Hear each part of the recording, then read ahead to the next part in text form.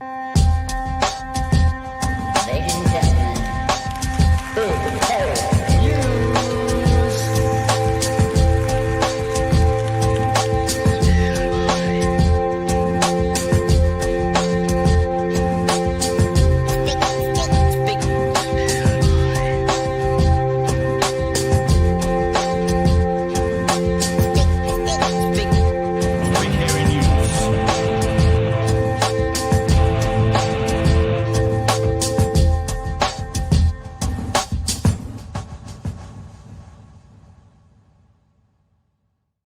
Hey, kia ora koutou e te whānau. Welcome back to another edition of Big Hairy News with Pat and Ems, and Chewie is out on a birthday dinner with his partner. It's Chewie's partner's birthday today, so HR said he could have the night off. And we've got Ems with us instead. Hey Ems, how are you, man?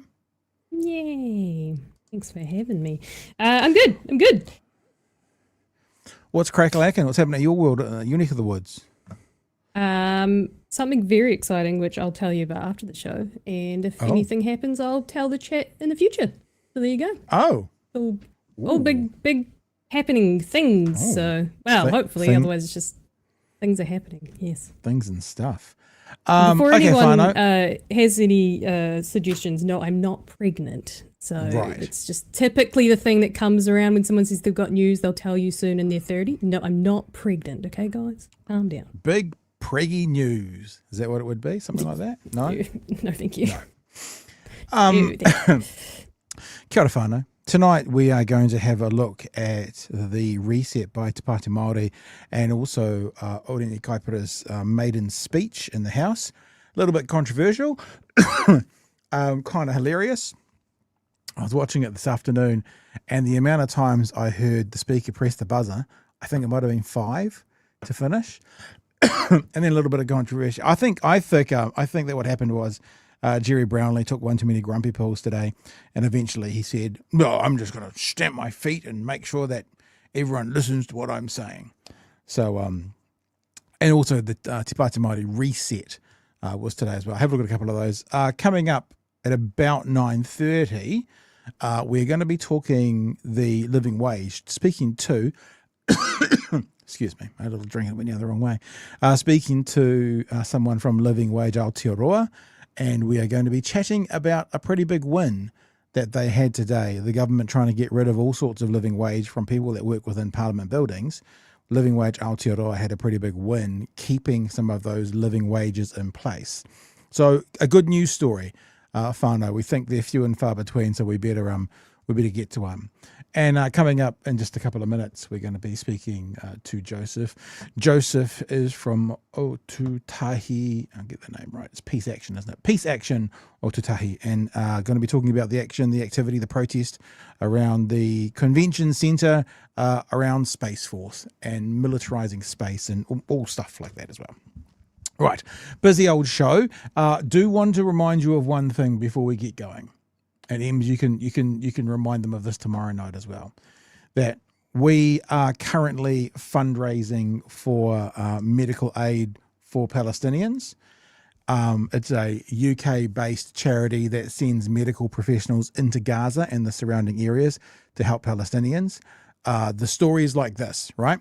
We've been selling these You Can't Bomb the Truth Away hoodies and T-shirts for the past 2 or 3 weeks, and we've been making a $10 donation for every hoodie sold and a $5 donation for every T-shirt sold.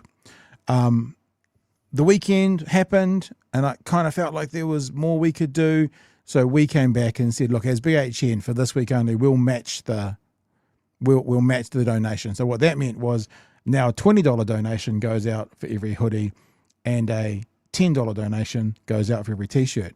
And then a lovely person in our chat said, I'll match your donation as well and we'll double it. So right now, until tomorrow night, midnight Friday, if you buy a hoodie, and we're saying any hoodie on the store, right? Any hoodie, could be the 4 Faces, could be a buffer, could be a tax work less, tax wealth more. Any hoodie could be up to a $40 donation given to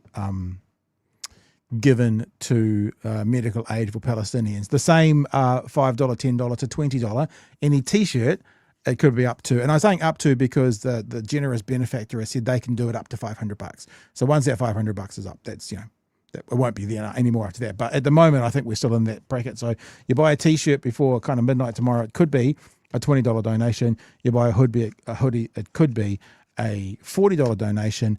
And remember, on top of all of that, if you use the promo code WB Chewie, welcome back Chewie, Chewie's back this week, WB Chewie, we'll pay for the postage as well. So good chance to get some merch, good chance to support us and to support MAPS doing some work, some mahi in Gaza, and a good way to deliver.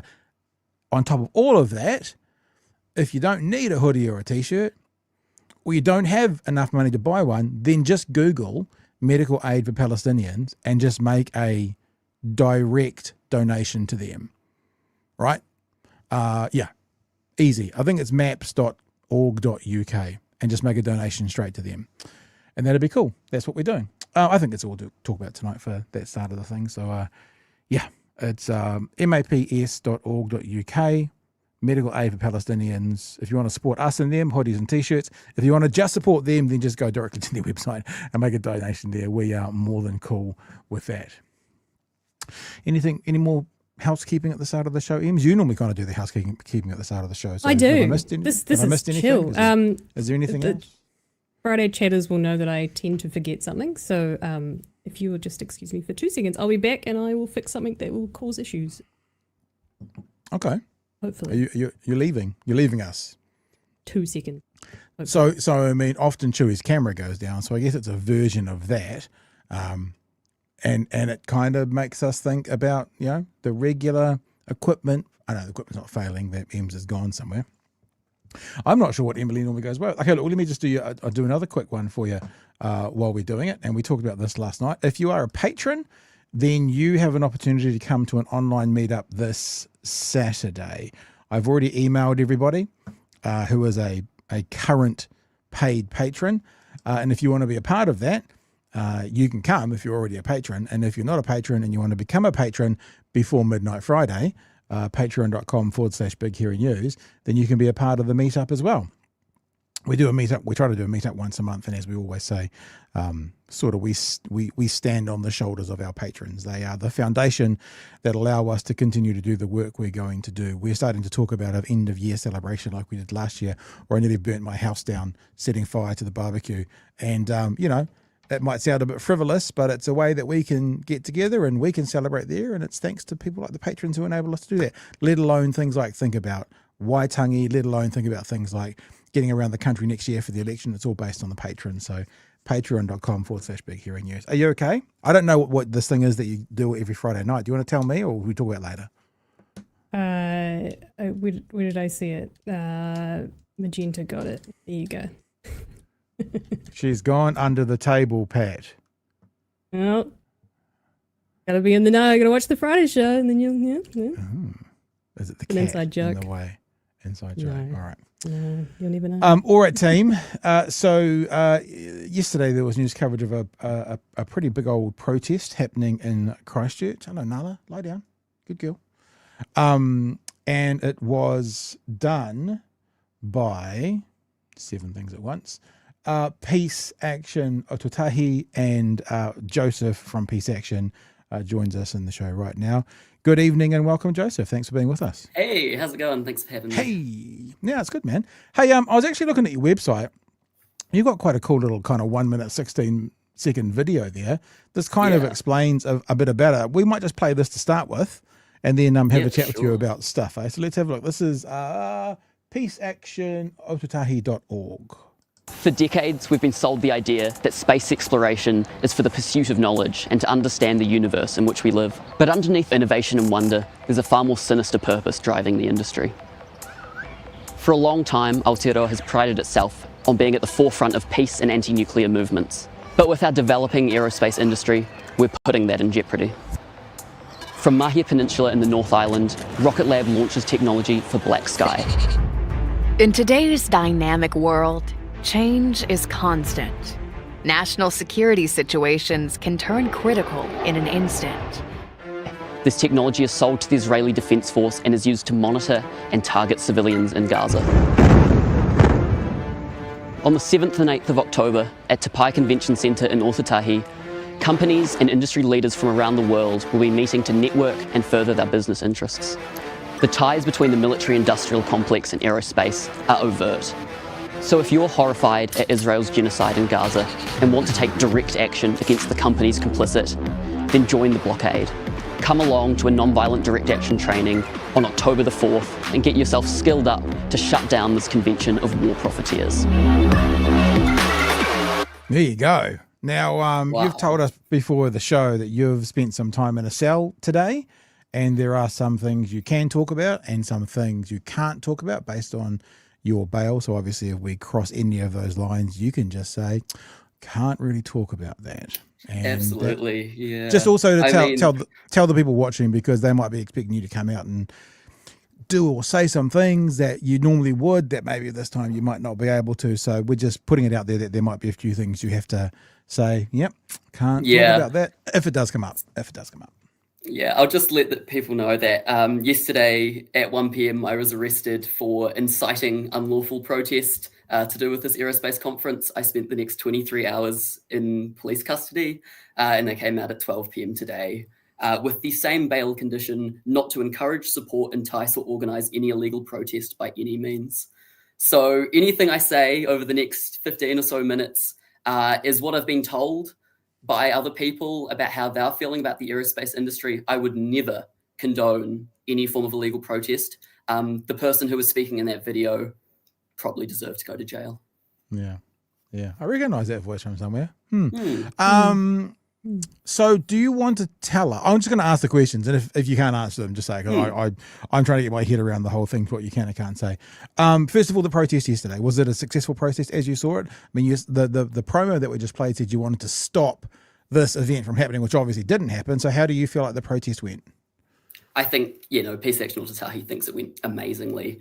What was the real main thing that they wanted to get done with this was to sort of open the eyes and remove this public consent that we have for the aerospace industry. As I said in that video, we sort of think it's all this reaching for the stars and, moon bases and going to Mars. But in reality, it's almost all entirely defense technology that they parade as some civilian applications. So getting that message out was really those guys' main task there. And the fact that it didn't get entirely blockaded doesn't matter in the slightest, because that news and getting out that, that perspective on the aerospace industry was really, really critical for them. Can I ask the really obvious question, which is how do you know what payload these rockets are carrying? I mean, I don't believe his name really is this, but apparently Mark Rocket is someone. He changed it from Mark Stevens in the 2000s. There you go. That makes much more sense. I haven't got the quote in front of it. On the news last night, he basically said, well, not to my knowledge. Like, how do you guys know 100% with assurance that these payloads are doing this? Or are you taking the position that we want to make this stance in case they are? No, we know. So the interesting thing about New Zealand's aerospace sector is that every single one of our launches has to be approved by the government, and that's approved by our Space Minister, Judith Collins. And so those payloads Space Minister. And those payloads get put up online, and we can see who they're launching for most of the time. Some are confidential, which is very, very interesting. But of those payloads, we can see that Rocket Lab has launched 2 satellites for Black Sky this year, with another 2 planned before 2026. So this isn't a case of, he said, she said about we're launching maybe equipment for the Israeli Defense Force. No, this is happening, and this is with the express consent of Judith Collins. No. Emily, you want to jump in, my friend? Well, we on Friday we actually covered this when it was announced, the extra funding for the industry, and my unnamed sources can also confirm what Joseph is saying. I didn't realize it was public knowledge as well, but yes, I have spoken to people who cannot confirm or deny what they work on in the aerospace industry. So, yeah. And it's There's a mole. We have a mole in the system, it sounds like, for Emily. Yep. Sorry, Joseph. Maybe. No, they've got such a great fallback with all this technology that if you launch a satellite up that you're using to spy on your enemies, or that, for instance, Israel's using to target populations in Gaza, that same satellite can be used to look at, erosion on coastlines or wildfires. And so when we come out and say, we don't want to launch military technology from New Zealand, people like Mark Rocket come back with it's got its civilian applications too. But the question is, what is the level of genocide enabling and destruction that we allow for these slight improvements in our lives? Have you ever spoken to Mark Rocket? I met with him before this aerospace summit, and I like to stick to the facts and things I know, but this might be a bit more personal in the fact that I have never seen somebody with less empathy in his eyes as we talked to him for almost an hour about genocide and Rocket Lab's complicity, because he left Rocket Lab because they were getting too military in about 2008. And now he's come and invited Peter Beck to his conference. He's okay with all this technology being launched. But it just seems like the soul has been drained from him. Like that person he once was, if he was ever a good person, has gone. So sorry, Mark, but yeah. That does seem peculiar that what you've just said. One of the reasons he allegedly or supposedly has left Rocket Lab was because of the militarization of it. Yet yesterday he said on television, and it's a paraphrase, not a quote, this whole kind of militarization, not that I know of. So what doesn't seem like those things can both live, pardon the pun, but in this universe. Yeah, and he's talking out his ass there, so to speak, because this conference is underlined by the fact that Judith Collins has just set aside billions and billions for the defense industry. She's set aside up to $450 million for lethal drones over the next 4 years. And then when you announce that, and then you invite AI drone companies that make warfare drones to this conference, it sends a really interesting message about the priorities of this sector. Crazy. It does feel a little bit like, in the 80s, people were worried about the Pacific Ocean and Mura Atoll and things like that. And that was sort of for want of a less spacey type word, our frontier. And now it feels like that you guys are actually trying to turn space into sort of the next place to fight for when it comes to human rights, but it's via what's happening up above us so high. Something that no one would have considered of 50 years ago because it wasn't existing. Although we did have A.D. Leeson on this week, who of course took down the Waihopai spy base, and that's sort of a similar sort of thing. Is this all, are you guys kind of at the pointy end of this? Is there not many who are fighting for the what's happening in space, as opposed to people who are still fighting for the rainforest and fighting for, directly for Gaza and that sort of thing? I mean, all the struggles are interconnected, obviously, but the issue when you do talk about aerospace is there is so much public consent and support for it. So really the main thing has been getting people to understand that, this is what the industry is. It's not just going to space. And so sometimes I feel like I sit here with my tinfoil hat on and rattle off about all these military launches and stuff. But yeah, we're absolutely at the point end of trying to let people understand that this industry, despite the billions of dollars Judith Collins alleges it brings in, is absolutely the exact same as our nuclear-free movement, in that this is a public conscience issue that we are just not doing enough to curb because there is this consent for it. If you could wave your magic wand, what would you want to see this government do with the concerns that you guys are talking about and protesting about when it comes to the militarization of space? I mean, first, I want Judith Collins to be honest about where this money for our industry is coming from and what we're launching here. She seems to not care whatsoever. She was just talking about how she has no ethical concerns over what Rocket Lab's launching, but she's not being honest about what the sector is and where its money comes from. And what we'd love to see legislation-wise is an outright ban on anything military for the US military or the Israeli Defense Force, which is a lot of what companies like Rocket Lab are launching, and a lot of the domestic technology producers are exporting to countries like the United States. So first and foremost, be honest, tell the public actually what this technology is and where it's going, and then, have the balls to stand up and, follow your obligations under international law to prevent genocide, and stop launching black sky satellites for Rocket Lab. It seems very, very simple, but it's such an uphill battle to convince people that, this industry isn't just, as I say, space. You say specifically Israel and the US. Are you implying, or does that imply that the rocket companies in New Zealand have a political bias, or is that just where the money's at? That is where the money's at. It is absolutely where the money's at. I mean, I'm really concerned at the moment that we're going to be joining AUKUS Pillar 2 anytime soon. Judith Collins is allotting all this money for military development so that we can export our technologies, and we are just getting closer and closer to the United States. And we are an imperial nation, but we are being tied into this imperial core in a way that we will be complicit in some of the worst atrocities around the globe, despite we already are. But, these companies, the money comes from the United States. And just on that as well, one of the attendees to this conference that was leaked to Peace Action Otautahi was a guy called Steve Butow, and he's an officer with the US Department of War, specifically in the Defense Innovation Unit. And this unit, its sole purpose within the Department of War is to find and identify commercial technology and streamline that into the US military. And he's been invited as a secret featured speaker to this conference, and I think that tells everybody exactly what they need to know about where the money is in this industry and what these people are making this technology for. Could this industry exist in New Zealand if it wasn't carrying militarized product? Like if they were just setting up satellites for Vodafone and, I don't know, Amazon because they want to track drones or something. Like if it came away from that, is there the money in this industry to survive? Or does it need the money to actually be able to function? It absolutely needs the money to survive.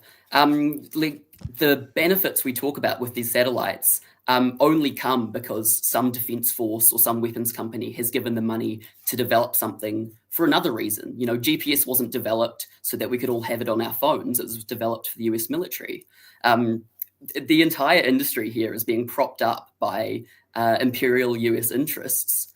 And if we really sat down and said, hey, we want to launch these satellites for humanitarian reasons, or we want to understand, the impacts of climate change, then we would put in government money to do that ourselves so that we can, improve crop yields as they claim it can do, and improve people's lives. But we're not doing that because that's not where the money's coming from at this stage.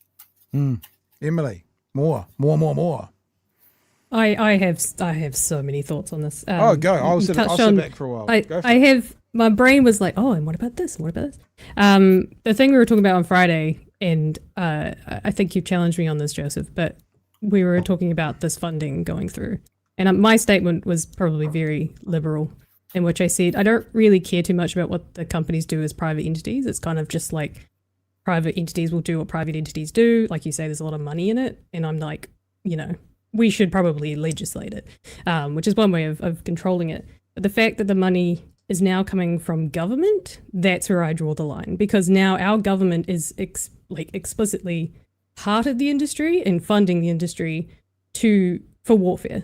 So we're no longer a neutral party in all of this, whereas before it was kind of like private entities that were doing it. And that was kind of my line. But you've challenged me a wee bit to say, actually, we probably should have legislation that stops this. But you are right. That's where the money comes from. I mean, the US military budget is insane. It's so but also on interesting. that, you go. No, you go. I was just going to say, it's so interesting the ways in which this funding has come in as well with the aerospace industry, because we're pulling ourselves into this sort of wartime economy where we're boosting billions and billions, fighting an invisible war. We're siding up to the United States. We're not going to war against China, our biggest trading partner. All this money's coming in for a wartime economy. And then as soon as we realize that, hey, we're actually not going to war, the industry is going to need to keep developing and keeping on this money coming in. So we're just entering that cycle of constant military funding. Like, this is the beginning of this massive military technology development sector in New Zealand. And like you say, like, the government funding coming in is really one of the most concerning things at this stage. Yeah. You were talking about GPS as well, which made me think of something that I've talked to someone about before. But one of the examples was it was camera technology, I think it was, but essentially quite often governments don't have R&D funding, or they won't do R&D funding for new technology that's not for military purposes. But I think it was something like or maybe it was just an example that kind of came to my head. I don't know if this is true or not. But the betterment of iPhone cameras or phone cameras, for example, can now be used, it's for a private purpose, which is like making private companies a ton of money. But because of that technology, it's possible that it can be sold to the public sector for, small cameras for surgeries, for example. So there is kind of a weird private public integration of sorts that's kind of inevitable. But it would be nice if, the government funded good R&D, but a lot of this, the public side of things as well, comes out of a need to placate people. If we take a look at GPS in its first development, if as people we didn't have access to GPS and we knew that the government was able to do this really high precision imagery and detailing of everywhere we are and everywhere everybody else is, that is really, really concerning. So the best way we can, as a government or as an imperial state, we can mitigate people getting really up in arms about that is to give them a slice of the pie. And that's not to say it doesn't really do amazing things for, everyday people, not just governments. But, the reason it's come in is so that we don't get too up in arms about it. Where to from here for you guys? Now, I guess this is about what you can and can't actually say. First thing I guess we can do is send people to the website, which is peaceactionotautahi.org. Obviously, you've just said there's some things you can't say about encouraging people to protest and stuff. I notice that there's a link tree there that pretty much gives a bunch of information about things, and you're looking for donations to help the fighting the fund for the aerospace blockade. We had 36 people arrested yesterday, which of course I don't support in any way, but that's 36 people arrested with either trespass or obstruction of an emergency vehicle, things like that. And so part of that fund is legal costs associated with that. And the other parts for some really interesting things. Allegedly, the aerospace conference is coming back to Otautahi next year. That's really interesting, and I couldn't read into anything else there. But that's a big part of it. For some reason, our Chinese Communist Party funding hasn't come through yet. So we're just sort of waiting on a little bit there. But absolutely check out the Instagram as well. Yeah. What is it about Christchurch and space? Like, why there? The government did a report back in the mid-2010s, I want to say, about where the best place in New Zealand to launch rockets is from. And it was on Kaitariti Spit, half an hour outside of Christchurch. Okay. This is the primo spot for aerospace. And that's all to do with where we are located, how south we are, what's happening down south, the angle to get up into space, and yada, yada, yada. And we've just got no competition from other companies coming in here. Yeah. If you want to launch here, great. Rocket Lab's the only launch pad here, and they're a private launch company. So if you want to get in, pay them a bit of money and you can launch. It's easy. There you go. Hey, Joseph, all the best with court action and things that you probably can't talk about, that sort of thing. But also congratulations on the stepping up and speaking your mind and having like-minded people around you. And thank you guys for contacting us, because we're always here to let people know more about what yourself and groups like you are up to. So happy to host you, and we'll speak to you sometime in the future. Awesome. Ka kite. Have a good one. All right. Thanks, Joseph. All the best. Joseph from Peace Action Otautahi. Let's just do some super chaps, and then we'll go have our next guest. Super chaps. Super chaps with a P. Is that another Friday night thing? Is it? Or did no, I just say it's that? just it's what I heard you say. So it's all right. So you are speech impedimenting me. You are mocking no, my I'm speech not. Impediment. No, would never do that. I want you to vote before the 11th of October.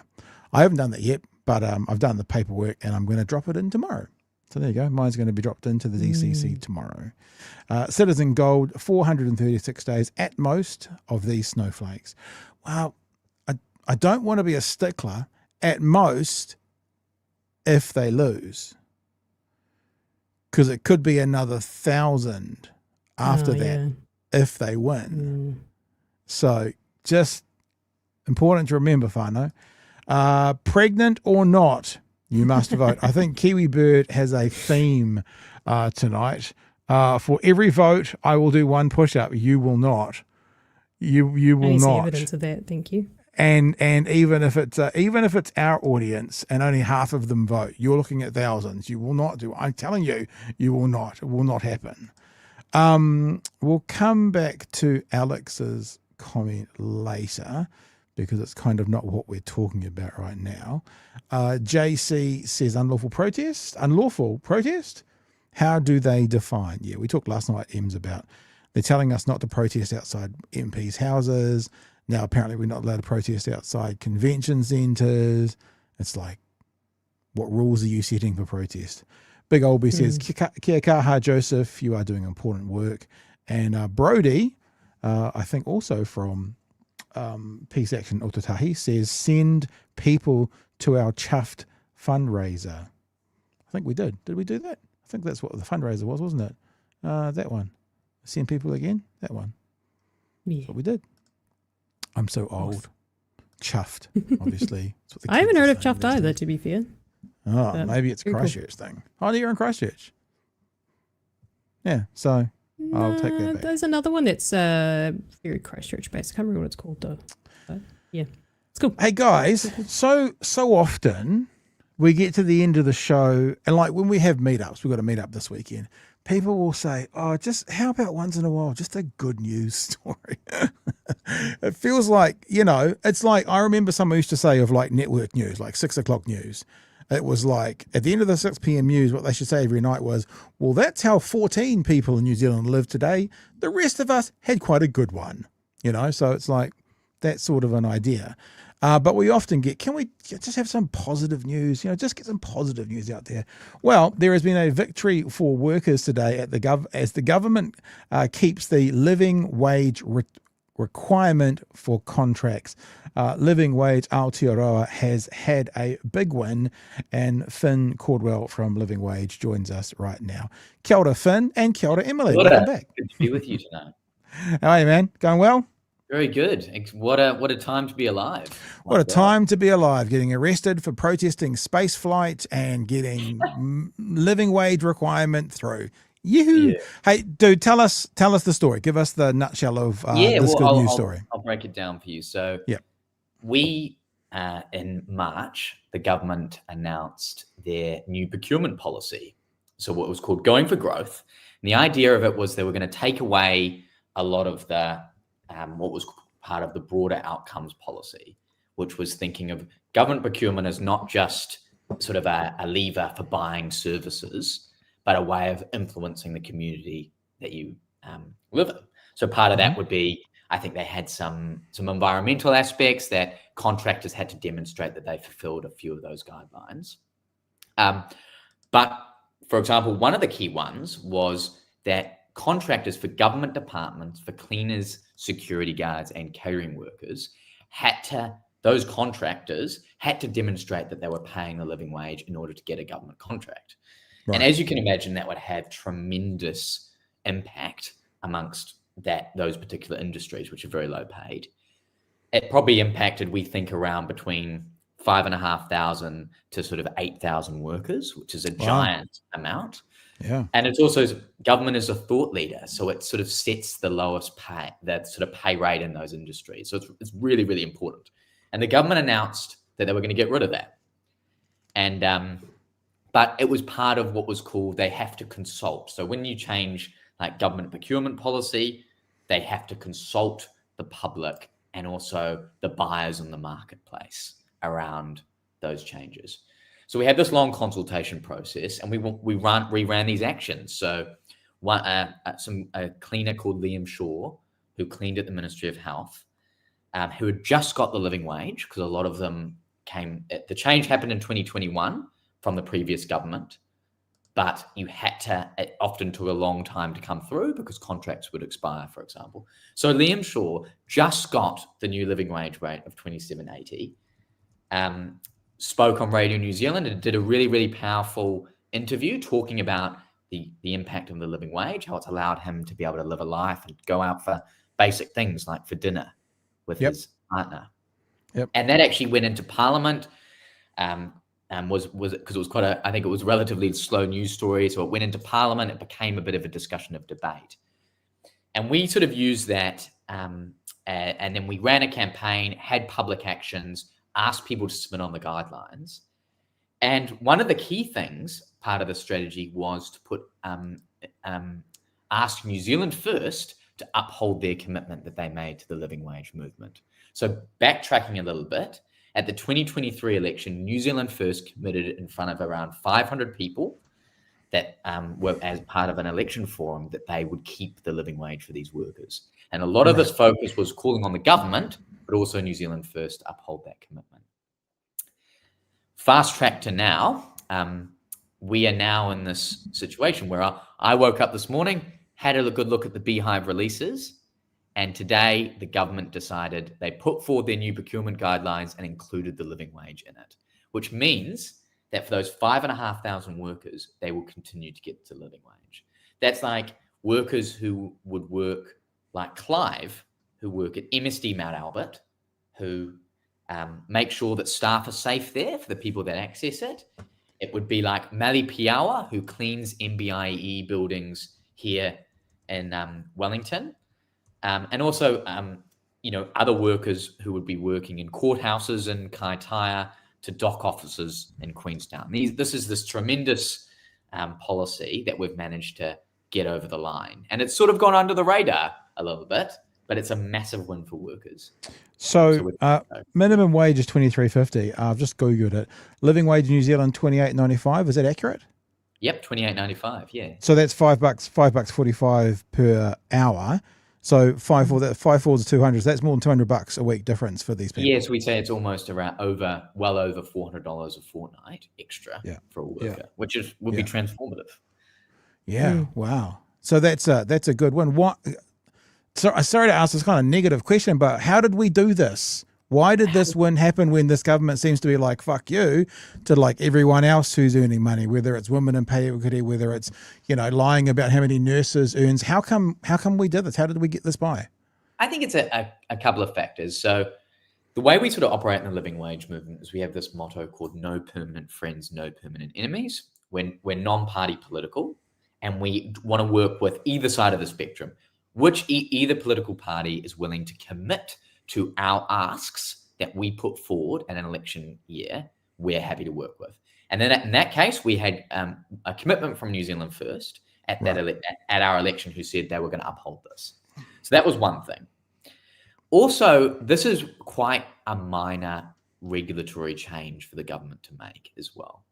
But it has this really incredibly significant impact. So what it meant was that the government, if they needed to, I think the pressure we were able to put on through our consultation process, working with New Zealand First, we actually don't know how this has happened because a lot of this would have happened behind closed doors. We think that the government has sort of thought there was a lot of heat on the government around this, and it wasn't costing the government a lot because it's all baked into government departments' books anyway. So it's not necessarily, there's not a budget line, there's not a line of cash that they can just grab for this.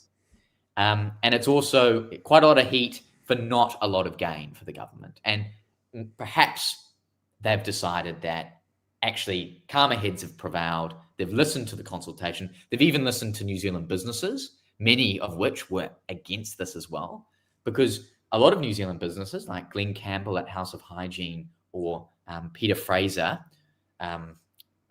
who works for this other company called Property Friend, they want to access these government contracts. They want to pay the living wage, but multinational companies dominate that environment and don't want to pay the living wage unless the government requires them to do so.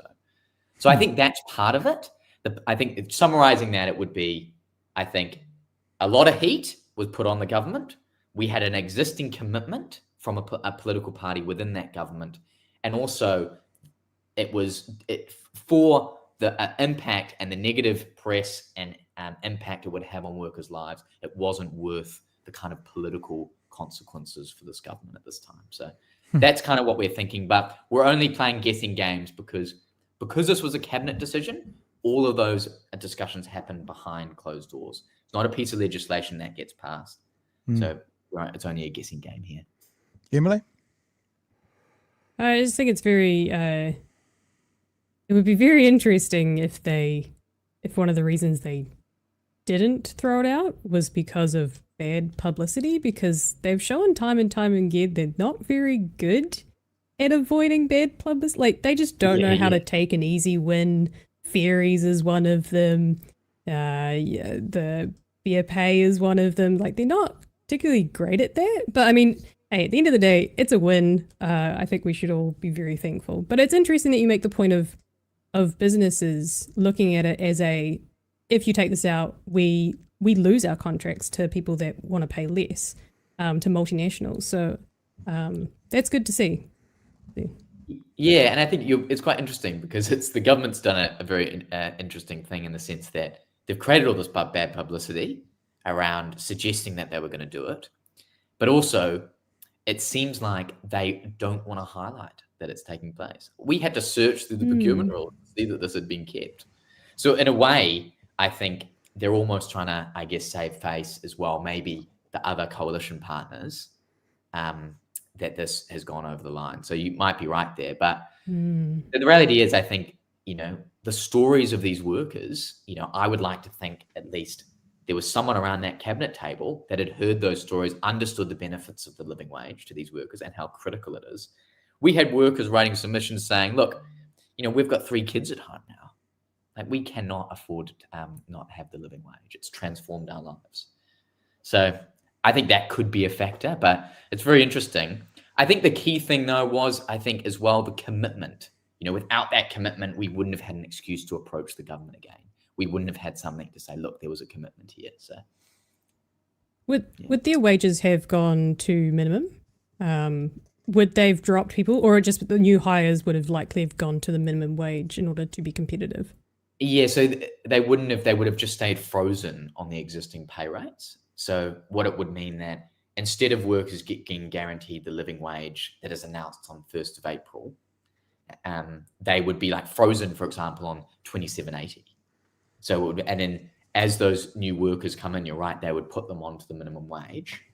And then as new contracts are entered into, they would just revert back to the minimum wage, and they would maybe move those workers around to a different area. But the thing is, these government contracts, they're so lucrative because the government always pays on time. They're giant. They're often giant sites that they have to clean or they have to cater for. So these are really valuable contracts.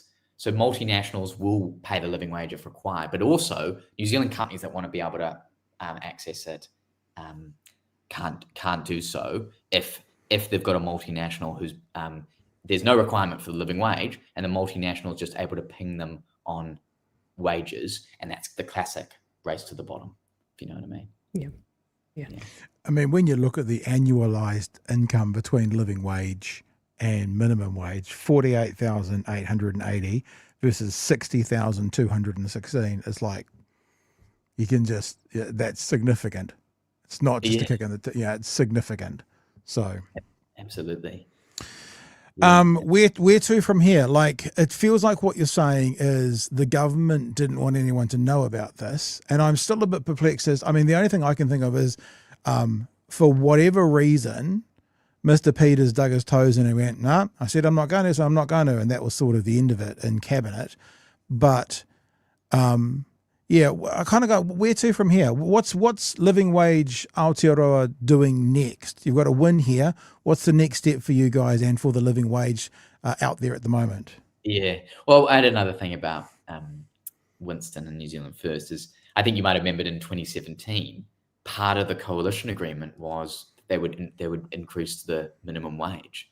So I think it's quite interesting. They are a party that is supportive of almost government intervention to raise wages through the minimum wage or through procurement. However, they're not so keen to make changes around supporting unions organising at this stage, as I understand. But I think where to from here? Well, we're chipping away. So a lot of our organising is now in the private sector. So we're targeting large employers like Resine Paints here in Wellington that actually haven't stepped up to pay their living wage, like a very wealthy family, have large shareholdings in Resine, but their workers aren't paid a living wage who make the paint. But also going into the next election, a key focus of ours is to keep extending this. So this only applies to government departments. We want all schools to be paying the living wage as well. So we have a campaign called Living Wage Schools, which wants around 15,000 workers who are cleaners, catering staff, caretakers and groundskeepers who there's no requirement to be paid the living wage. And we want schools to be funded by central government so they can do so. And then we also want Te Whatu Ora, which is the large, obviously, it's the hospital, runs all the hospitals in our health system. We want them to make sure that all their contracts, or at least their contracts for cleaning and catering and security, pay the living wage as well. So that's kind of our focus. But we keep organising. It's part of us continuing to build power. And the goal of the living wage is if we can keep chipping away, if there's a situation where 50% or over 50% of low-paid workers are already paid the living wage, either that's through the private sector or through the government. As we keep building up our power, the government is not going to be able to ignore that, and we're going to have more power to be able to influence pay and even adjust things like the minimum wage. So that's the overall focus. We're moving our way up the rungs of the ladder, chipping away at employers and government and government's levers of influence to keep getting workers a living wage, essentially. Yeah. Is there a flip side to this? Last question. Flip side to this, that if there's people listening right now who sort of want help and advice on how to get to a living wage, do you guys offer help for that? Or are you more kind of taking on board union type fights and taking it to the industries? Well, the thing is, though, I really encourage people, if they are getting their employment contract and it says any rate that isn't the living wage, to sort of challenge that, ask specifically why. But the problem really is living wage, we want employers to come on voluntarily, and that often does happen, and we've been very successful at that. But the situation often is that employers won't step up and take that loss in their profit margins unless workers are prepared to organise with their communities to achieve that change. So that's quite often. There will be employers that will come on voluntarily, but often it has to be based around organising or agitation. Nice. Emily, any other things you got for Finn, or should we let him pop off for the night? No, this is all fantastic. It's just good news, isn't it? It's a strange feeling when you're just like, oh, that is good news. But it's good to see that there's more. Well, not good to see. There's definitely more work to do. And it would be really nice if the minimum wage was just a living wage. Absolutely. We shouldn't even have a gap between them. It really should be one for one. But we can all dream. We'll get there one day, I'm sure. Yeah, it is really good news. And part of in the living wage, we don't just sort of sit at our desk and sort of shuffle paper across. We go out and meet workers and work with communities. And like when I see Mareta, who's one of the cleaners at the National Library, and I'm able to sort of have a chat with her and say, don't worry, Mareta, you're going to get the living wage next year as well. It's through her stories that have got this over the line, but it's also, these are real people with lives. And this is just this is something that is just going to tangibly, radically, each year they're going to continue to be improved. Their wage is going to be improved. But at the end of the day, workers are the winners of this, Excellent story, Finn. Thank you so much for coming and joining us tonight. We'll let you go. And more good news stories. You are now kind of our good news story ambassador, just so you know. It's official, and you need to come back more often with more good news stories. Hey, thanks, guys. Thanks, Pat. Thanks, Em. All the best, Finn. See ya. Thank you. Bye. Good news story. Lots of good news stories. Oh, there's a bunch of texts in there. They are... Big Olby says, Finn and Living Wage are doing the work for workers. Very appreciated. Yep. says Batman. No, no, no, no, no, no, no. The government doesn't give something without getting something in return. Where's the catch? Yeah, it is strange, isn't it? It's like you're kind of going, what are we missing? What are we missing? What are we missing here? Yeah. I've got another good news story, actually, which I've got actually two good news stories that I can share right now. Oh, wow. Literally, as we're speaking, I just received an email photo confirmation from a manufacturer that has shown me this. Oh. Yeah. Oh. Just Oh. just a few little coffee cups there. That orange is perfection. There's something strange about it, because those orange Chewie hoodies are both the worst thing you've ever seen and the greatest thing we sell on our shop at the same time. They're fantastic. So this was literally sent to me in the last kind of 5 minutes, guys. So this is hot off the press. And they are going to go into a container, and they should be here in 45 days. And so that means just at the end of November. And that means we're already starting to think about having a BHN cup, a BHN enamel pin, and a BHN hoodie in a Christmas pack. How cool would that be? Ooh. Yeah. So There's going to be someone out there that would absolutely love that for Christmas. Yeah. They would be like, just, okay. And just so you know, Emily and Magenta, who I think is in the chat right now, you guys are stuck with us for at least next year, eh? Because your faces are on cups, and if you go anywhere, what are we going to do with the cup? So, sorry guys, you're stuck. You're stuck with us. I haven't told Chewie that, but I don't think Chewie's got anything better to do with his time than hang out with me, so I'm pretty comfortable there. But the enamels that we're getting, maybe hang out with his wife. the 6 enamels we're getting, we've got the Chewie enamel, we've got the Nikki No Boats enamel, which is going to take another 3 weeks. There was a mistake. We've got a BHN enamel, we've got a tax work less enamel, we've got a fuck around find out enamel, and we've got the Pat and Chewie BHN enamels. So that's what we've got for those as well. So, yeah, 1, 2, 3, 4, 5. It's a pity we didn't do 6, actually, because then it would have been a 6-pack to your home, but we'll figure it out. That's pretty exciting. That's pretty It is very exciting. And that's, I was going nice to say, that's all your work. It's not all your work. It's mostly your work. Well, like 3 out of 5 is 1, pretty 2, good, 3. but that was one of the things that I really, when I went into digital design, or I went into a digital agency, it was all websites and apps. So I never got to see a physical product.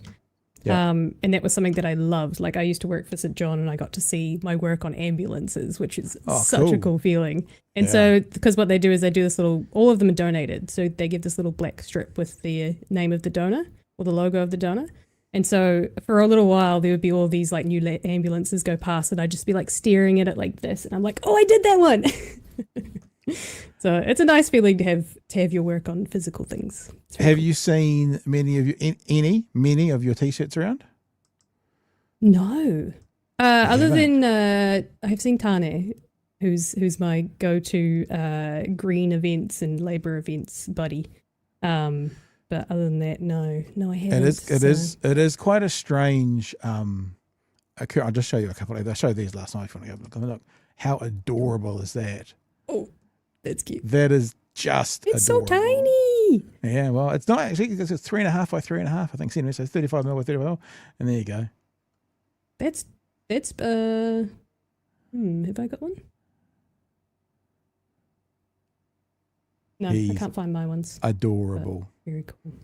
So, so we're all excited about that. 45 days for those things. I should look at my messages. We'll send. Oh, there you go. This came through at 9:49. So this came through 5 minutes ago. We'll send today, and we'll send you the tracking number once I get it. So 45 days from today, which will put us for about the 25th of November. So we're going to have a bit of a tight turnaround for Christmas. But we'll get it done. We'll get it done, Fana. We might even do some pre-sales. That might be a way to get it done. Then as soon as they turn them up, we can just send them out. All right. I've got one more good news story, which is not advertised, and then we'll go into the story about Oriini Kaipara's maiden speech and Te Pāti Māori's reset. I've just seen on stuff, seems a bit snarky to me, but it is interesting because, they've been building up to this reset for quite a long time. And there's a headline on Stuff that says Te Pāti Māori reset lasted 3 minutes and 45 seconds. So they did we're now reset and moving on. I know that Mikey Sherman, they said that they weren't going to answer any questions other than what the reset was, and Mikey Sherman asked a question about the leadership, and Rawiri said, "Thank you, Mikey," and then they walked off, and that was the end of the press conference. Which I kind of go, but then I also go, well, they said it. They set the parameters, and I guess that means they stuck by them. Emily, I don't know if you were around, Emily, if you were around when we started to reveal some truths about Karen Plunkett. One of the truths we revealed about Karen Plunkett was his war on public money, and what a hollow shell of a war it was. He has this thing at the moment, on public money. But they're taking public money. To which I pointed out very quickly two things.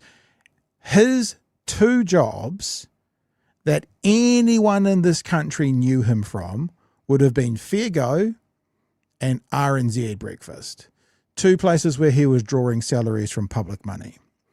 Moreover than that, I have an opinion, and my opinion is when you receive $2 million from the Wright Family Foundation, who every year get $300 million of public money, then they are just washing the public money and handing it to you. Because even if you want to play the game as, well, I don't get any public money, if your funder is able to fund you because of public money, then you are here because of public money. Now, Karen had responded to that, and obviously it was just a bit of a brush away, oh, don't be so silly. Well, interesting. Yesterday, Karen had a bit of a chat about our mate Bomber. Have a listen to what he said about Bomber. I haven't queued this up. I might have to skip to the end. Have a listen to what he says about Bomber. Now this was last night on Bomber's Wātea news show. What is it called? It's called the Bradbury Group, and so he had on Helen Clark. Oh, Helen Clark. And Wilson, Abel, Leone, and Slade.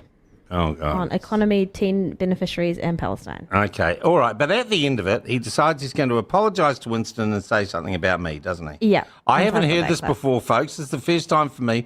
Let's listen to what Bradbury had to say with your tax dollars last night. Okay. With your tax dollars last night. Do you get that? Bomber is apparently getting tax dollars. All right, well, I hadn't heard that before, but let's just start. He starts the whole thing with a lie. He says that he encouraged Tospo workers to spit in Winston Peters' food. No, you didn't, Bomber. You encouraged them to spit in all National MPs, ACT MPs, and New Zealand First MPs' food.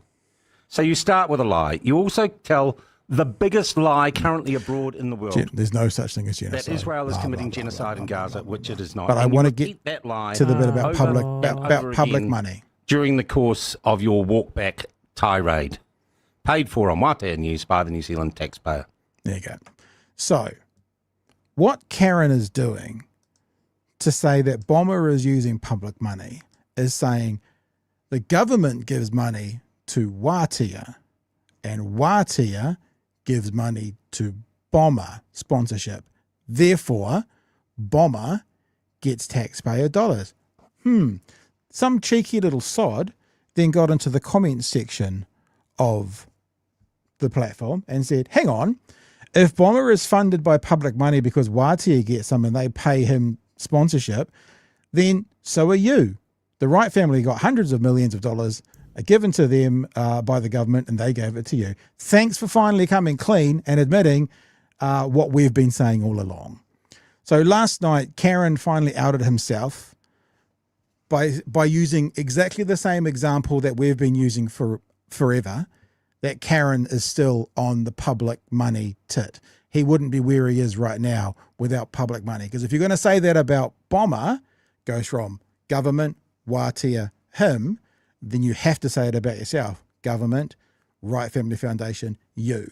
And even though the Wright Family Foundation may not be there anymore, they've handed over $2 million to get the whole thing off the ground and get it up and running. And I just thought, when someone comes out and admits that they've changed.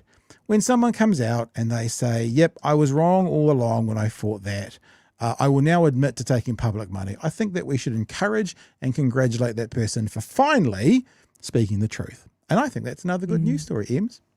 Just me, though. I agree. I had a thought while you were speaking that I probably should have wrote down, but I was like, no, I'll remember that. I'll totally remember that. And then you just, you keep saying things and now it's just gone.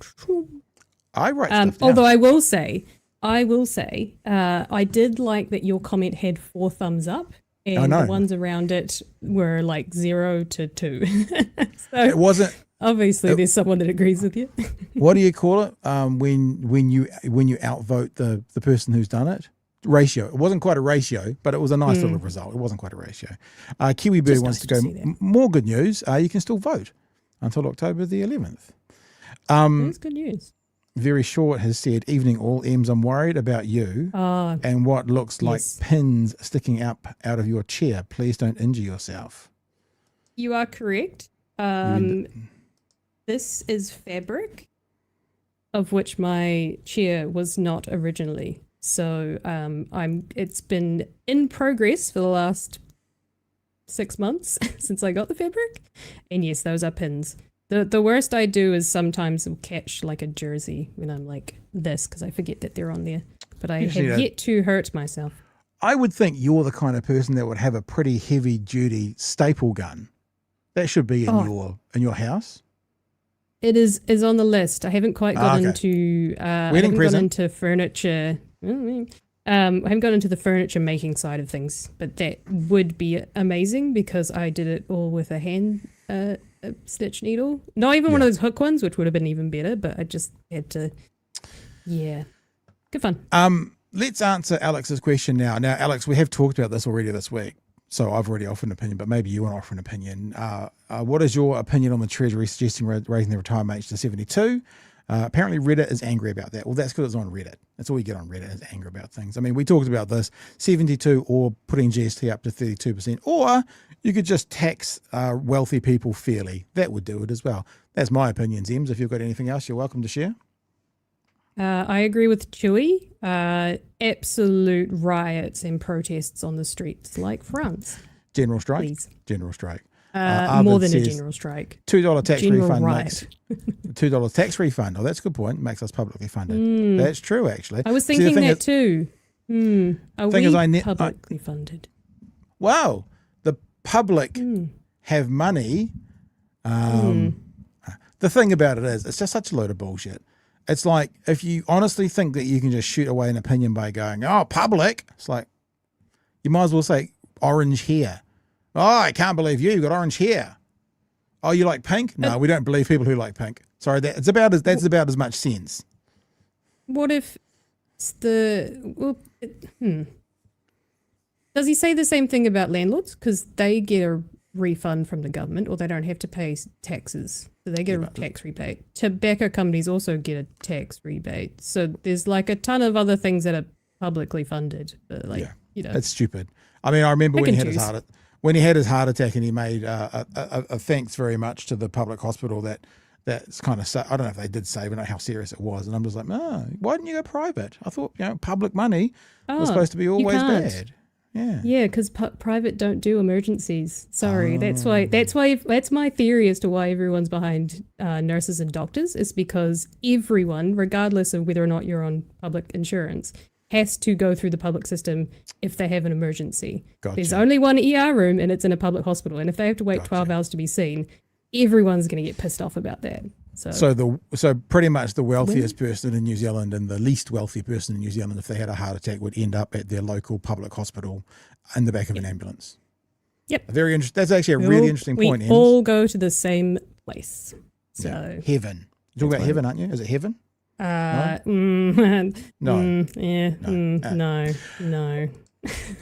Hey, let's have a look at the story first. I do want to play you some of the footage from the House today with Oriini Kaipara's conversation. TVNZ was really interesting, actually. Gerry Brownlee suspended the House today because he got a little bit grumpy about too much noise. They didn't mention it at all on TV1 News. And I have watched the 3 story as well, but I can't remember if they mentioned it or not. So let's watch it again, because that's what I'm going to show you afterwards anyway, because it's quite bizarre that he suspended the House because of a haka in New Zealand. Have a listen. Te Pāti Māori today welcomed a new MP and promised it was starting a new era following weeks of drama. New Tamaki Makaurau MP Oriini Kaipara delivered her maiden speech this afternoon as she joins a party which has been making headlines for internal rifts. Political reporter Glenn McConnell has more. Sorry, I'm going to pause for a sec. They're actually not making headlines for internal rifts. They're making headlines because people are alleging there's internal rifts. I mean, I haven't seen any internal rifts at Te Pāti Māori. I've seen Eru Kapakingi make some allegations about that, which may or may not be true. But the way that was said was like, there's problems at Te Pāti Māori right now internally. I don't think we've seen that publicly. Am I wrong, Ems? Have I missed something? I have an issue with the reporter saying weeks. And I think it's only been a week, literally. Yeah. All right. We'll stretching the truth a wee bit. New MP, new start for Te Pāti Māori. Kua hau, ko Oriini Kaipara. Here's Oriini Kaipara walking into Parliament and a party that has been cracking under the weight of its own internal politics. When I stand in this House, I do so not as a survivor of colonisation who made it in the Pākehā system, but as the product of Māori resilience. Taking that resistance to Parliament, Kaipara landed in trouble on day one. For many of us, it is our way of life. To the other members of this whare know this. Chewie got grumpier and grumpier with that bell. I've actually got all of the bells, which I'll show you afterwards. Jesus. All debates. Her maiden speech running overtime, riling up the Speaker. Aunties, my uncles, my cousins, my nephews, my nieces, everyone, I hear you. Kei te pai. Thank you for being here with me. And riling up Winston Peters, who got up and walked out. Of course he did. This haka also going too long for the Speaker. No, not that. The guarantee was that would not be taking place. We have a protocol here. It is our tikanga. That tikanga is based, as I said before, on agreement. And for people to decide they're not going to participate in that process, then they put themselves very firmly in contempt of Parliament. Te Pāti Māori was promising to use Kaipara's arrival to kick off a restart. See the jacket that Rawiri's wearing? It's pretty dope. Mm-hmm. I mean, like, always, you know, it's really interesting actually, because I guarantee you if he walked in with a sign and put it in front of him that said that, or if he had that as a sticker on the back of his laptop, it wouldn't be allowed. So, you know, fair play to him. Māori never ceded sovereignty on the back of his jacket. What can anyone do? Fair play. For the party, a restart to move on from... So you got all these other ethnicities campaigning for Labour to take a Māori seat from the Māori people. It started with Tā Kutawheris taking a hit at multicultural support for Labour and refusing to back down. Are you defying your co-leaders by leaving that video online? Well, they haven't said anything to me. Then Maria Mino Kapakingi was demoted, losing her position as the party's whip. She wasn't happy about that, and her son, who led the Hikoi Mō Te Tiriti, was also unhappy with Te Pāti Māori. Ko te leadership, he toxic I roto I tērā tari. He described party president John Tamahere as a dictator. He said that you're operating a dictatorship model, Mr. Tamahere. What do you say to that? It's a beautiful thing. We would be lying if you're not seeing some of those cracks. The co-leaders promising there will be change. E te iwi. We've all been through the ringer. We've had growth spurts and growing pains, and we've been broken. We've been tested in ways we've never been tested before as a movement. And we own that. Confirming they want to be in government next year. That's good. And we've got to commit to a common cause, shared with the Greens and shared with Labour. to make this the last term of this government. Te Pāti Māori wanting to position itself as a credible future coalition partner, but it's still willing to break some rules. It's fierce, man. That haka is fierce. Interesting. Yeah, I think really interesting that Debbie said bluntly, we want to work with Labor. Obviously, there's going to be some things they don't agree with, but I mean, I don't want to say like ACT working with National because I don't want to compare the relationship on the left to a really ugly, incestuous pile of shit on the right. But just to say that parties with different opinions on 20% of their policy can still get together on the 80%, then debate the 20%. You know what I mean? And I think it's or really roll clever. over if you're Luxon. Or if you're Luxon, you could just have your spine removed. Yeah, that as well. Yeah, but it's good, I think, because there is that question about Te Pāti Māori and when that, same as the Greens, where the line between sort of politician stops and activist starts. And I think they can live together in perfect harmony. And people think that, when I say people, I guess I'm talking about mostly journalists and commentators, always trying to get a hold of. Willie Jackson was getting asked how could they work with Te Pāti Māori, and Willie's like, I'm not the leader, and it's a year away. What are you talking about? I've got no opinion. You know what I mean? It's like, I think it's more of a media are obsessed with those sorts of questions rather than the people. And I think if we all took a step back, and those of us who want to see the left succeed go, yes, it's Te Pāti Māori, it's the Greens, it's Labor. We've been saying all year, Labor, stop shitting on the Greens. You know, Chris Hipkins, stop going out there and saying it's unrealistic, the stuff that Chloe's putting out. You can say we're not the Greens, it's not how we do it, but it's fine. You know, you don't have to give us a headline that we could say, was this Luxon who said this? And I think Te Pāti Māori saying we want you, we will work with you, is probably a very clever and very smart first step, Ems. Yeah, it's not. I agree. It's not Pāti Māori or Greens needing to say that they'll work with Labor. It's Labor needing to.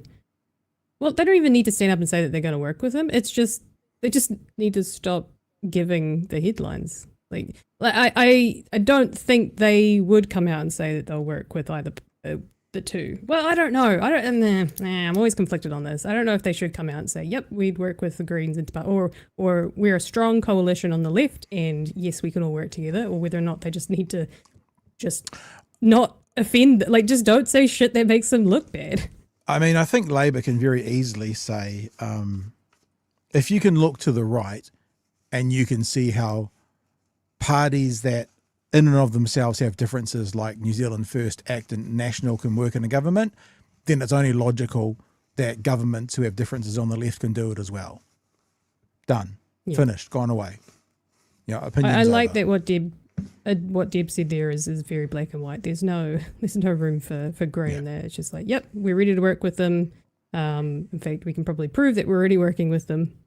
I did your thing. I did the notes thing. I have one comment for Gerry Brownlee. Yeah. Gerry Brownlee.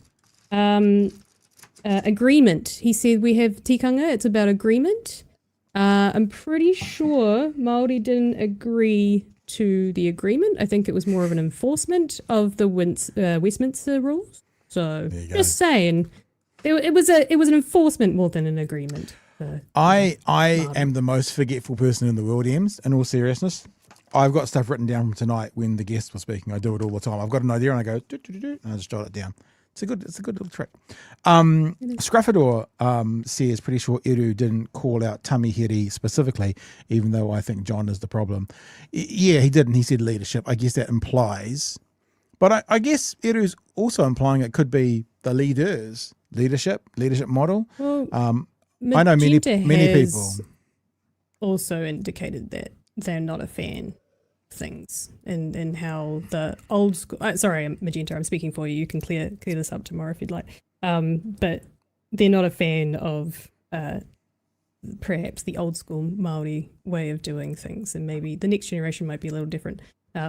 You can challenge me on that, Magenta, if you're new in the chat. Apologies. But if you have a look at it, right, you look at where we've gone. You've gone from Tariana Turia and Peter Sharples, who found a way to work with National, to a party now who will will work with Labor, but definitely not National, to perhaps the next generation, which will be like, well, what are you offering us, Labor, if we bother to come and work with you? You know what I mean? So there feels like there's a bit of a natural progression here to end up maybe in 10, 20 years from now where Te Pāti Māori will be naturally. And it's still that thing in Parliament. And like we've had this conversation this week, Ems, about the game of politics. And when I say that, it annoys some people because they think I'm being frivolous. I'm not. I'm just saying there's these rules that sometimes happen. Like for example, the chips can be stacked against you, but the scoreboard still says the scoreboard at the end of the game, end of the night. You know, we've been talking about the right being able to change the narrative. The right seems to have the ability to change a narrative, and then when it happens on the other side, the media don't pick up on it. That doesn't seem fair. It feels like the referee is not playing fair. If you're in a game and the referee's favouring one side, that team still wins at the end of the game. It's not at the end of the game, it's like 14-8 with a little addendum going and the referee was on their side. It's just the score, it's nothing else. And in the game of politics, there is that whole kind of wherever you're naturally sitting versus what compromise you have to make to get onto the ninth floor or get into government to get some of your stuff through. And I think most of us, I mean, I probably would be that person too that doesn't want to compromise and wants to be a purist. I mean, in an ideal world, it's like, in America, I think it's time to burn their system down. Like if I was in America, I'd be one of the people voting to burn the system down. Like because their system is so fucked, it's beyond repair. But in New Zealand, it feels like they've still got the ability to compromise and have a bit of a win-win. Like Luxon's a fucking moron. Luxon talks sometimes about a lose-lose. You know, he says compromises when neither party gets quite what they want. I'm like, what? So you are literally talking about a lose-lose. What a terrible form of negotiating. Why don't you say compromises about when some parties get something of what they do want? But he's literally said this year where both parties aren't quite happy. Both parties don't get everything they want. Okay, but you can spin that in a better way that you get some of what you want. So it's ridiculous. I do think New Zealand government and New Zealand system still has that ability of compromise and getting through a bunch of the stuff that you like. And I think on most of the core stuff, those on the left will agree, you know. Interesting when we had Chewie on actually, and sorry I'm going on 7 different directions here. I'm interested as to how much Labor actually understands Te Pāti Māori. Because when we had Chewie on, he was talking about the speech from Winston Peters at the UN. And he said, you know, he knows that the Greens would be on board, and he knew that obviously Labor would be on board for statehood recognition of Palestine. And he went, I'm pretty sure that Te Pāti Māori would be on board. And he made a statement which like he wasn't quite sure. Like if you ask me, when I watch what Te Pāti Māori does and their supporters, it's like they are fully on board for recognition of Palestinian statehood. But it seems that in that moment, Chewie didn't know Te Pāti Māori maybe as well as he could. So that's interesting as well. Just thought so. Should we do this? The Te Pāti Māori has changed as well. Like what you were talking about is the sort of generation before that set up Te Pāti Māori, and then we have the current leadership who've been there for a while. Yeah. Kind of like the Greens Party. You had the Greens before James Shaw and Marama, who I'm sorry, I'm a bit young. And now we've got the next, which is Marama and Chloe, and that kind of feels like the next evolution of the Greens, and maybe people will start taking them seriously with their, you know, realistic, well documented with the numbers budget, not fucking theory bullshit that I keep hearing. Interesting as well. Like we're no experts. I'm not an expert here, but it's interesting to have the idea that Te Pāti Māori they weren't conservative, but they were certainly kind of more centrist. Their iteration 1, iteration 2, which is now does seem to be sort of centre left, and maybe iteration 3 with the next group of leaders and stuff will be further left, maybe. But what I was going to say is, the Greens have seemed to got to their natural position in just one step. You know, like under Fitzsimons and those guys that started it off, they were already kind of left, and now they've maybe gone radical left. I'm not using that word in a derogatory way. And so they've got there more quickly to their natural position. I think Te Pāti Māori is probably on the journey to get there. And when I say their natural position, I guess I'm saying the position that most of their supporters would sit more comfortably with. And most supporters of most political parties don't want compromise. We don't. We want our party to be pure, and we want it to be fighting for everything we want. Politicians can't do that. But as they get back to their more natural position, they will appear more to be of what they their voters would innately want and vote for. That sort of thing. Anywho, well, we can't push for dictatorships and things. We have an MMP and we do have to compromise, unfortunately. Otherwise, we're just as bad as the other side. As long as we're moving generally in the right direction. Nice. Right, I'm calling these videos Ding 1 through Ding 5. You'll understand why. Because this is the first time Oriini was supposed to finish her speech. Community is what established the Kura Kaupapa Māori movement, which is here in this house right now. And this was the second. I honour our Pākeke who did not speak Māori. All of you who know and who carry the ache of disconnection and ensure that my peers and I would never feel it. Number 3. Some say te reo is another act of resistance. For many of us, it is our way of life. He was getting frustrated. At one stage, he says something, and then the ding after, he goes, you can hear Gerry going, this is ridiculous. Like he's not happy. This might be I know this just says Ding 4, so I think this is just another ding. To my own whānau, aunties, my uncles, my cousins, my nephews, my nieces, everyone, I hear you. Kei te pai. Thank you for being here with me. I know how unnatural this is for all of us, but trust, we've got this. I've got you and you've got me. And then this one, I think, was where he actually, you hear Gerry talking in the background. He's going like, this is ridiculous. Like he's actually getting quite angry and flustered. To the other members of this whare know this. We will debate, we will challenge each other, we will disagree. This is not and on. I will wrap it up, everybody. I will wrap it up, everybody. I started and now I end with my coho. And then what happened is it started with a really beautiful waiata. And Oriini started it, and then the whānau took it over. We won't play all of it, but you'll get a taster. Korihi, korihi, ko. Iti rea rea, te te, ikahi ka tea, kata ea. Korihi, korihi, ko.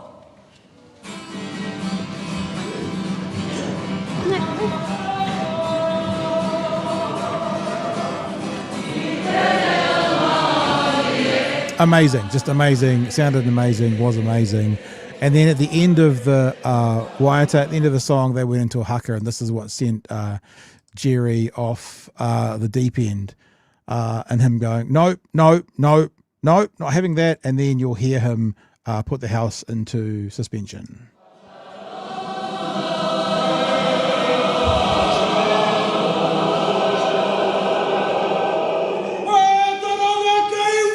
No, not that. The guarantee was that would not be taking place. The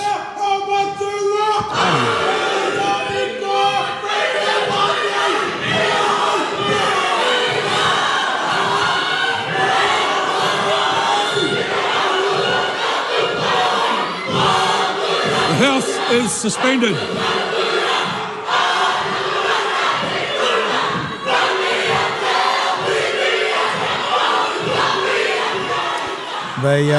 The old Parliament TV guys are onto that pretty quickly. And then one more bit for you. When they came back, Gerry Brownlee explained why he called a suspension. So have a listen to that. I suspended the House because of disruption in the gallery outside of an agreed process that the Business Committee had authorised. The key point is, in this place, that no one member is more or less elected than anyone else. And the time that the House allocates for anyone to speak in here is by agreement. And when we have people coming into the House who decide they're not going to abide by their agreements, then they put themselves in a contemptuous position. The behaviour in the gallery was contemptuous. And it's my intention over the next couple of days to find out whether or not that was by agreement with any party inside this House. Because people go on to marae all over the country and respect the protocols. We have a protocol here. It is our tikanga. That tikanga is based, as I said before, on agreement. And for people to decide they're not going to participate in that process, then they put themselves very firmly in contempt of Parliament.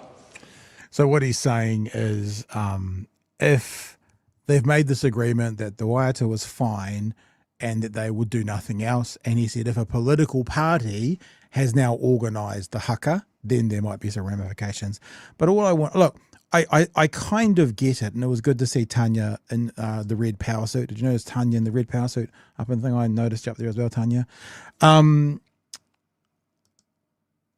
If that was the first day of Parliament and there was 12, 15 maiden speeches, you couldn't have done it like that, right? So I understand that. But I also want to say to Gerry Brownlee, do you know what country you live in? And do you know in the country how the Indigenous culture marks times of respect? How could you have expected anything else? Like, fair point to you if you say the speech was too long, but when it came to the Waiata and the haka, what else did you expect? Every graduation at every university stops 8 or 10 times during one for a haka or a Waiata. It's what we, being New Zealand, do. Do you know what country you live in, Mr. Brownlee? And what did you expect? Ems? I have an answer. I have an answer to that. He's a white guy, so no. Fair enough. Fair enough. He expected what he's used to, which is the white way of doing things. So yeah.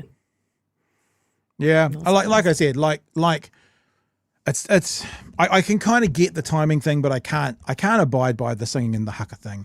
Like if it was a tight schedule, you know, like all of us, if you have a tight schedule, you want to stick to it and sort of thing. Come on, the speech can be done by now, but yeah. I wonder if she had done a shorter speech, if he would have made a fuss about the haka, if that was like his little brain just finally blowing its top, going, oh, we've already wasted too much time, there's no more. But then he called a suspension and they were out for like 15 minutes. So he made it longer still. So, you know, it's like, so basically it would have been quicker and shorter had he not suspended it. He suspended it, making the program take even longer anyway. So, yeah. Anyway, that's all I've got, Ems. Anything else you got to throw out today? I have a fun night? one because I'm sure this is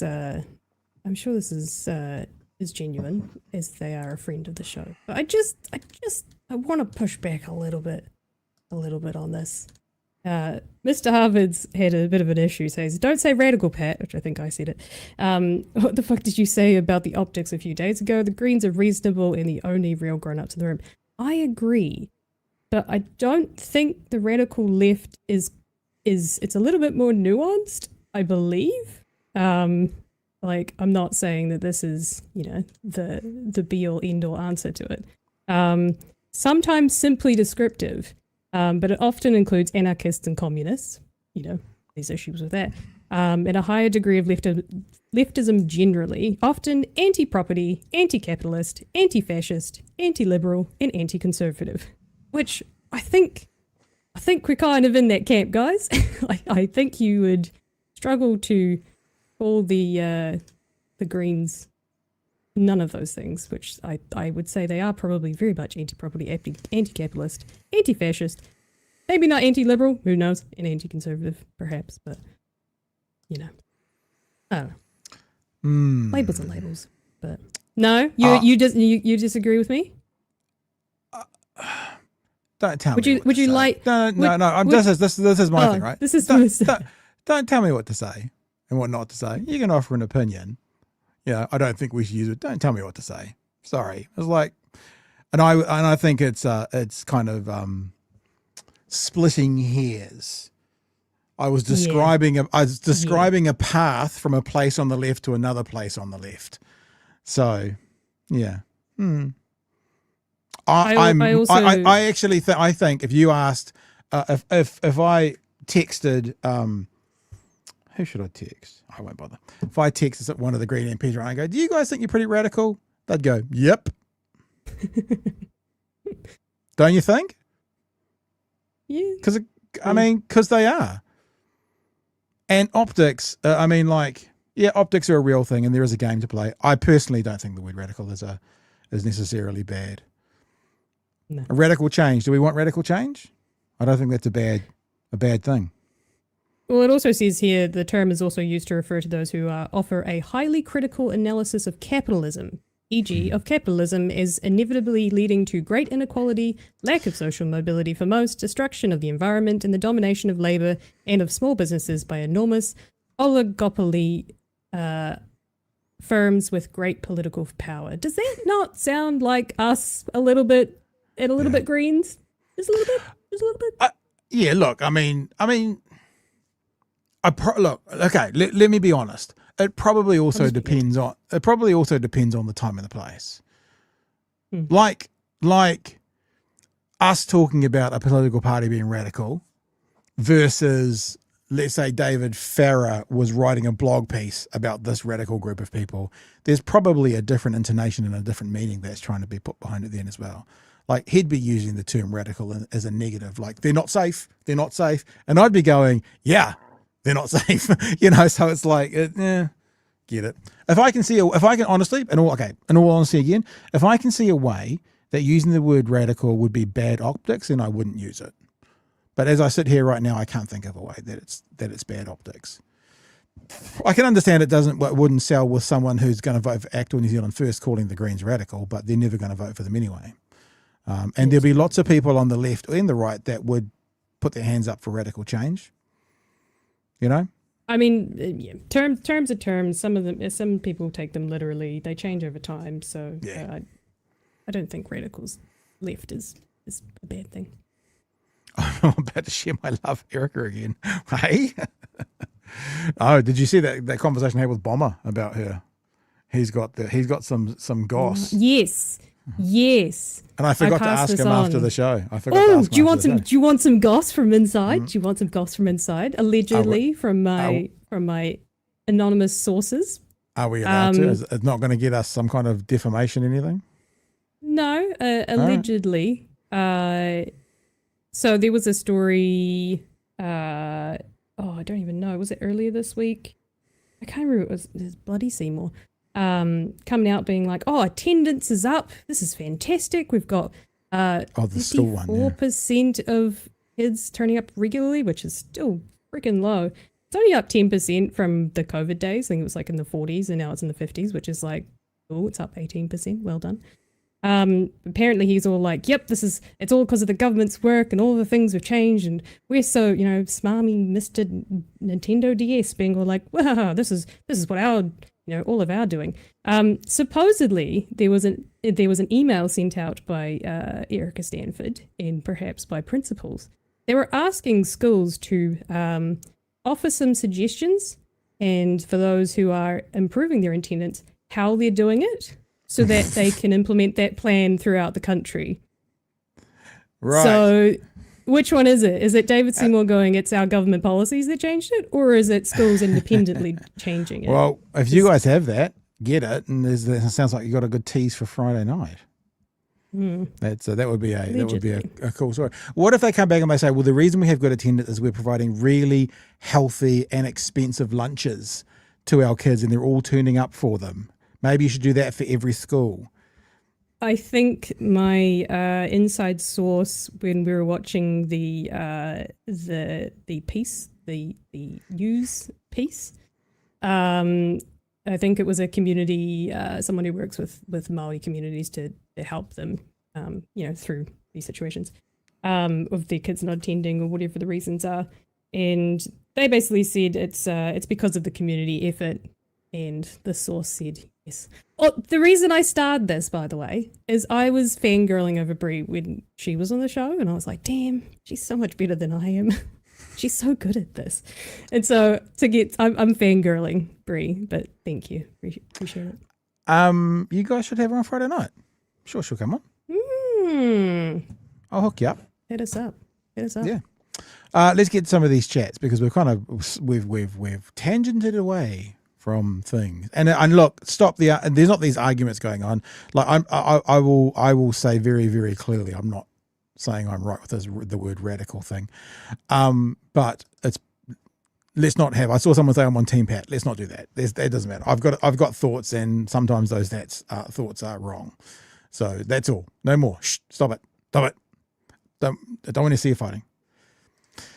ADA Decat, aka Decat, for $5 says Jerry the Hut was getting hungry, methinks. 8 Vesta, Gerry Brownlee, such a haka pooper. It's nice to say, actually. Jerry wanted taxpayer lunch. Another one from 8 Vesta. Jerry is a fan of Tuco's uncle on Breaking Bad. Ding! Have you seen Breaking Bad? You know that story? Breaking Bad. He's the guy in the wheelchair, and he's non-verbal. And the only way he communicates with his nephew, who's a drug dealer, is to go ding and press the bell. Ding, ding, ding, ding, ding, ding, ding, Possibly. I only watched a season. Oh, yeah, you've I don't. This relationship's over. Andrew says those politicians are paid hundreds of thousands. They can sit down and enjoy a free concert. The rude sods. Mouse says in reality he got angry because you guys, what are all these guys and people about lunch, and lunch was cold. I think the Greens are rad and cool, says Kiwi Bird. Kiwi Bird sent a message tonight and it didn't say anything about elections. I am disappointed in that last one. All right, it wasn't about a political party, so yeah, true. Do you want to? Have you got anything booked or planned for tomorrow night? Do you want to tell us about the show? No, but it sounds like Bree's keen to come on, so oh, nice. the invite is there. If you would like to spend your Friday night talking about who knows what and laughing at some memes, but I am not currently aware of anything. It's Friday tends to be a last minute prep because something always breaks on a Friday night. So let me ask you something. Yes. Breaking Bad finished. We should set a rule, right? I don't know if it's about Breaking Bad or if it's about spoilers for tomorrow's show. Breaking Bad finished in 2013. How long? That's what I said. I'm looking at the Wikipedia. January 20th, 2008 to September 29th, 2013. How long do you have to keep spoilers?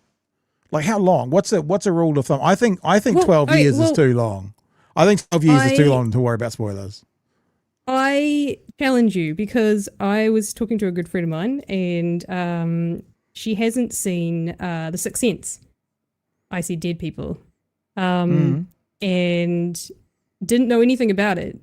And I was like, oh, that's a great movie with some great things that happen in it. And it's kind of a thing that everyone knows because everyone's either seen it, and it was, early 2000s, if not the 90s. She hasn't seen it, and I didn't spoil it for her. And I said, go and watch it. Because it's a good movie, especially if you don't know anything about it. So there you go. I think spoilers are sometimes, it's worth it sometimes, but I agree. I think it's hard to avoid them after 13 years. It's hard, 13 years. Come on, guys. 12 years, 13 years. I've only ever had this happen to me once really badly. I was at a event and there were some small kids, and the new series of Star Wars has started. The prequel, the 3 that came out in the last kind of 10 years when Han Solo was there and Leia, but they were old people. And this kid was talking to his friends about just seeing Star Wars and just looked at these kids, and I was walking past and he goes, and then when Han Solo died, and I was just like, oh, you little shit. Because it was like at the movies at the time. There's that funny scene in The Simpsons where Homer's walking out of the movies, and as he's walking past the queue for the movie theater to go, and he goes, "No, I can't believe he was Luke Skywalker's father," and the whole crowd goes, "Oh!" It's very funny. Oh, sorry, if that's a spoiler. Well, Darth Vader is Luke Skywalker's father. So I'm sorry, 1980. I'm sorry if that's a spoiler for some of you. I actually did have something that wasn't spoiled for me, or I didn't know this. I didn't watch them till like 2016. I don't think I watched the original 3 movies. At least in their entirety. I'd seen like the chronological 1 and 2 when I was a kid.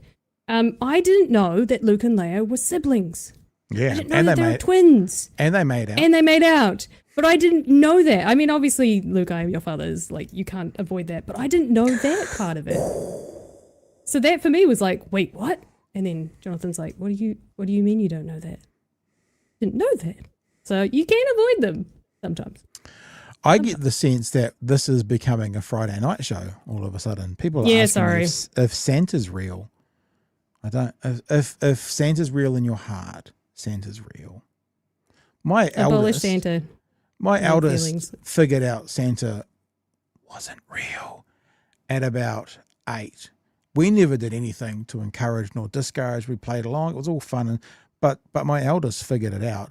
And my sister, who had twins who were a couple of years older, was so terrified that my eldest was going to tell them what they'd figured out. And I was like, I'm not going to, all right, we'll see what happens. It's pretty funny. It was pretty funny. All right. Oh man, I've got other questions I'm going to ask now, but they'll keep us going. When do you know it's Christmas season? Or what needs to happen for you?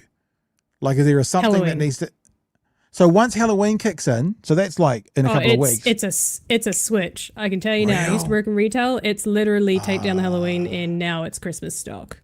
Oh. Sometimes people do it pre-Halloween. Like they just skip past Halloween, and they're like, no, it's Christmas time, and it's October. I'm just like, what? Why? We don't need to hear Mariah Carey for 10 weeks. We only need to hear it on Christmas Day, and even then, you don't need to hear it. I fucking hate that song. It used to be for me Snoopy's Christmas. Once I heard Snoopy's Christmas. I love that song so much. Yeah. So that used to be it for me. When I heard Snoopy's Christmas for the first time, I'd be like, oh, it's Christmas. But I don't listen to the radio anymore. I mean, who does? So it's not quite the same. Yeah, I don't know. What clicks it in for me? It's different when you're a grown up and you got to do grown up things at Christmas and stuff. It sucks.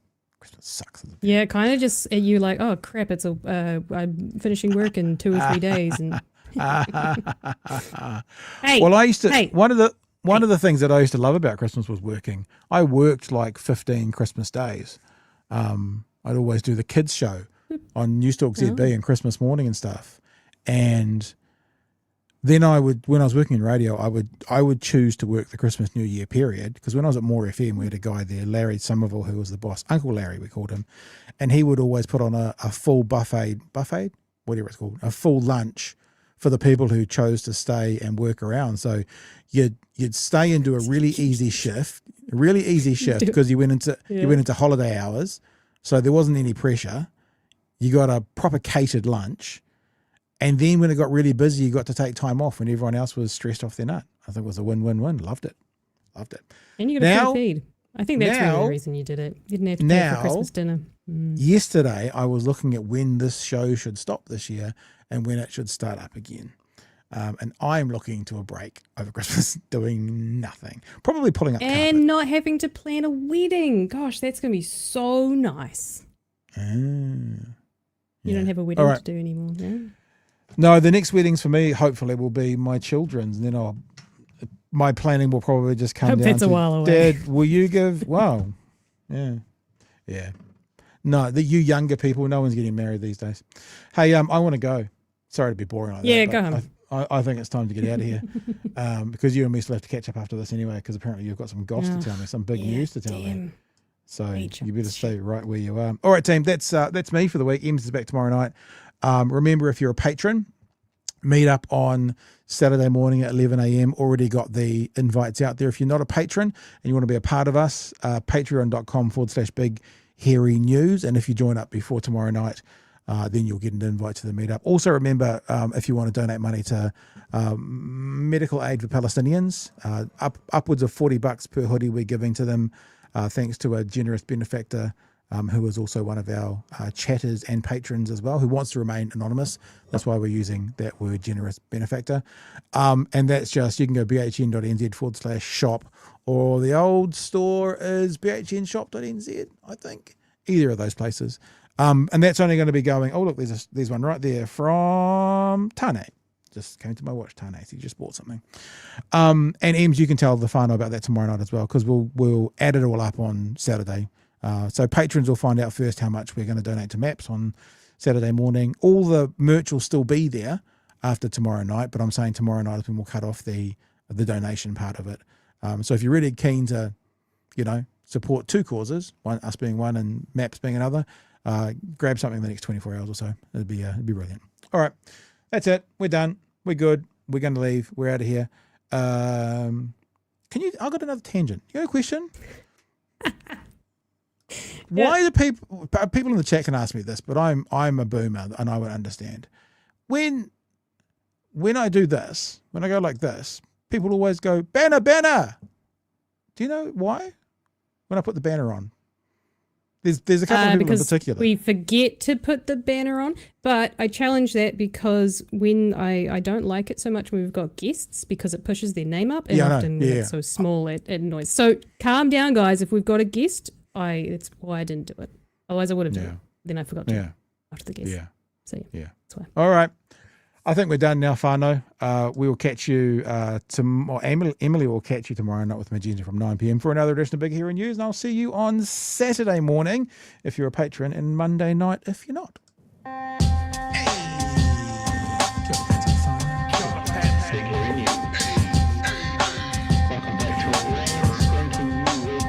Help us settle a debate, whether it be thoughtful or funny, even if we're all creatures of hate. It's a fine line that we're walking together. For better, push aside the temptation to berate. Let's take a note of the corners we stand in. As many points as the hairs on my chinny chin chin. When the news that we're watching is hairy, knowing all the things that we need to be wary of.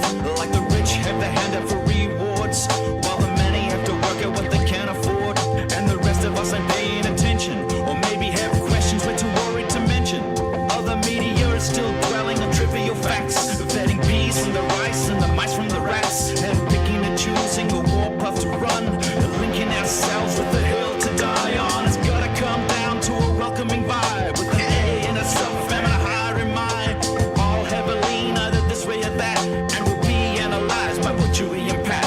With the evil in the world trying to mess with your head, and you're sitting on the couch, you're thinking chivalry's dead. Each night, 2 nights, they're gonna sing you to bed. It's Big Hairy News. Nothing else really to add, whānau. Be safe, be happy, be well. I'll see you Monday night. Ems will see you tomorrow night. Anything you want to leave us with to go off on, Ems? No? Nope, see you tomorrow. We'll chat. All right, whānau. Catch you when we catch up. Hooroo!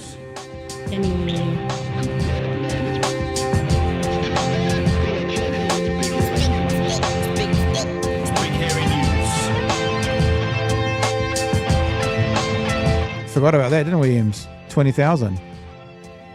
We completely forgot. I know, it's ridiculous, eh? Emily's happy about that. 20,000 on YouTube. Thanks for that. Thanks for signing up. Completely. We did it! Yeah, complete. Now, only 80,000 to go before we get a little badge behind us. Maybe we can get that by Christmas. All I want for Christmas is my YouTube badge. Is that what we're going to do? Something like that. Please. All right, whānau. See ya. Hooroo!